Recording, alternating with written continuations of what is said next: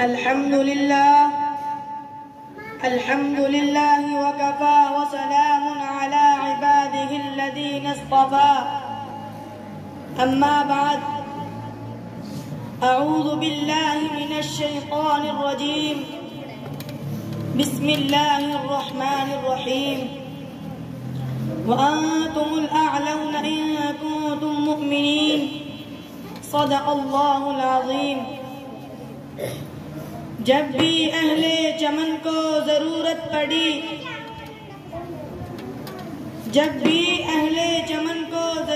پڑی سب سے پہلے ہماری ہی گردن کٹی. پھر بھی کہتے ہیں ہم سے یہ اہل چمن یہ چمن ہمارا ہے تمہارا نہیں. عزت مآب اساتذہ کرام، طلبہ و طالبات اور اس تقریب میں موجود معزز سامعین کرام، السلام علیکم ورحمۃ اللہ وبرکاتہ.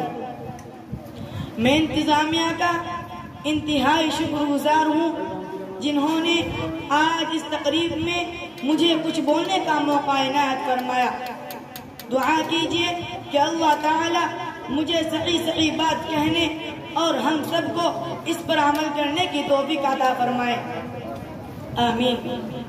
تحریک آزادی میں دارالعلوم دیوبند کا قصہ.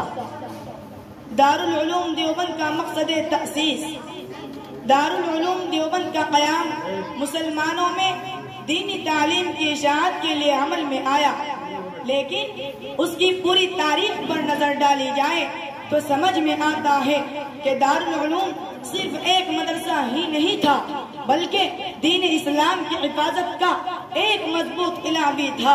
دارالعلوم دیوبند کی تأسیس کے اصل مقصد پر شیخ الہند رحمت اللہ علیہ حضرت مولانا محمود حسن دیوبندی رحمت اللہ علیہ کے اس ارشاد سے بخوبی روشنی پڑتی ہے جسے ان کے شاگرد مولانا مناظر احسن گیلانی رحمت اللہ علیہ نقل کیا ہے.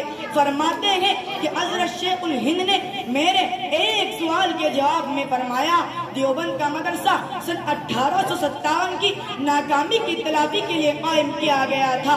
تعلیم و تعلم، درس و تدریس جن کا مقصد اور نصب العین ہے. میں ان کی راہ میں مزاحم نہیں ہوں، لیکن خود اپنے لیے اسی راہ کا انتخاب کیا جس کے لیے نظام میرے نزدیک حضرت الاستاذ مولانا محمد قاسم نانوتوی رحمت اللہ علیہ نے قائم کیا تھا. فرائض الہیہ جس حد تک بن پڑا ادا کرتا رہا، اب آخری کام رہ گیا ہے جسے آخری حد تک گزار دوں گا. اس سے معلوم ہوا کہ دارالعلوم دیوبند کا مقصد ایسے رجال کا تیار کرنا تھا جو ایک طرف علوم دینیا میں پختہ کار ہو اور دوسری طرف اس کام کو پائے تکمیل تک پہنچائے جو اکابرین دیوبند نے سن 1857 میں جشن تکمیل چھوڑ دیا تھا. وہ کام کیا تھا؟ ناکامی کے لفظ سے اس کی پوری وضاحت ہوتی ہے. وہ کام تھا غیر ملکی استعماریت پسندوں یعنی انگریزوں کو ارض و وطن سے باہر نکال کر ملک کو آزاد کرانا. اس وقت یہ تحریک ناکام ہو گئی تھی.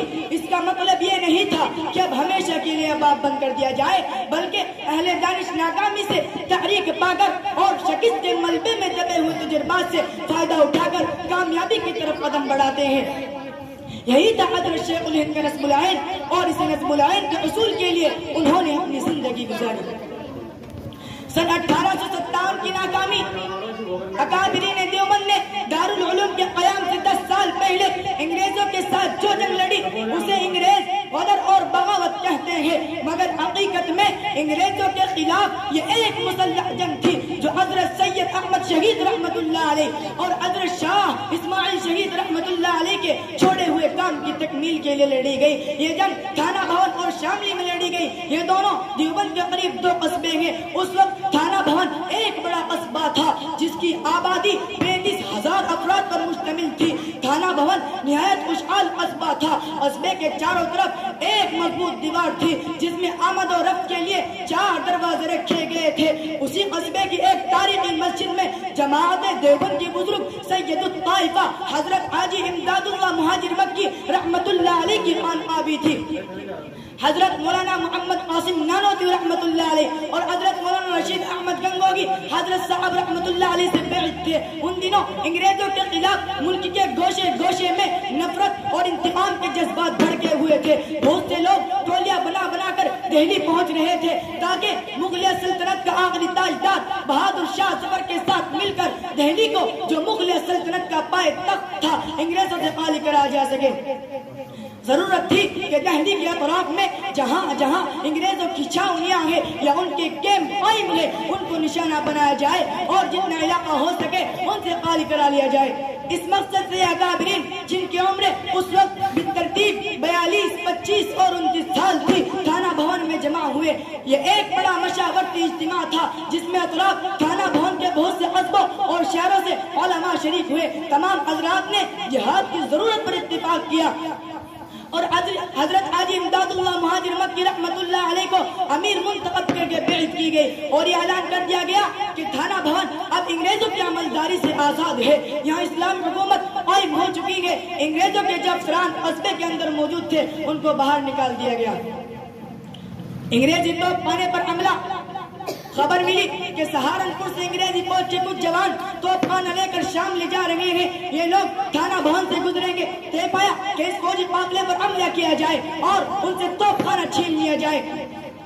حضرت مولانا محمود، حضرت مولانا رشید احمد گنگوگی نے خود بڑھ کر اس عملے کی ذمہ داری لی۔ قصبے کے باہر سڑک کے کنارے ایک باغ تھا، طے پایا کہ کچھ مجاہدین حضرت گنگوگی رحمت اللہ علیہ کی قیادت میں باغ کے اندر چھپ جائے اور جس وقت رات کو فوج کا قافلہ باغ کے سامنے سے گزرے بندوقوں کے فائر کھول دیے جائے۔ چنانچہ ایسا ہی ہوا، جس وقت توپ خانہ لے کر انگریزی فوج کا ایک دستہ باغ کے سامنے پہنچا، حضرت گنگوگی رحمت اللہ علیہ نے اشارہ کیا، اسی وقت سب لوگوں نے اپنی اپنی بندوقوں سے گولی چلا دی۔ بیک وقت اتنی گولیاں چلنے سے قافلے بھگدڑ مچ گئی، کچھ فوجی مارے گئے، کچھ جوان سراسیمہ ہو کر ادھر ادھر بھاگنے لگے، جس کو جدھر موقع ملا وہ ادھر سے فرار ہو گیا۔ توپ خانہ وہیں رہ گیا، بعد میں مجاہدین اسے گھسیٹتے ہوئے لائے اور خانقاہ کے سامنے ڈال دیا۔ مارکہ شاملی کا انجام ٹھیک اسی دن جس دن حضرت عابد محمد ضامر رحمت اللہ علیہ نے شاملی کے میدان میں جام شہادت نوش کیا۔ انگریزی فوجیں لال قلعہ میں داخل ہو گئی، جو علامتی شہنشاہی بہادر شاہ ظفر کی شکل میں باقی تھی وہ بھی دم توڑ گئی۔ عاشقان وطن اپنی جان دے گے، عاشقان وطن اپنی جان دے گے، عظمتوں کا ہمیں آسمان دے گے، ہر غلامی کی زنجیر توڑ کر، ہر غلامی کی زنجیر توڑ کر ہم کو آزاد ہندوستان دے گئے۔ وآخر دعوانا الحمدللہ رب العالمین۔ ماشاءاللہ الحمدللہ۔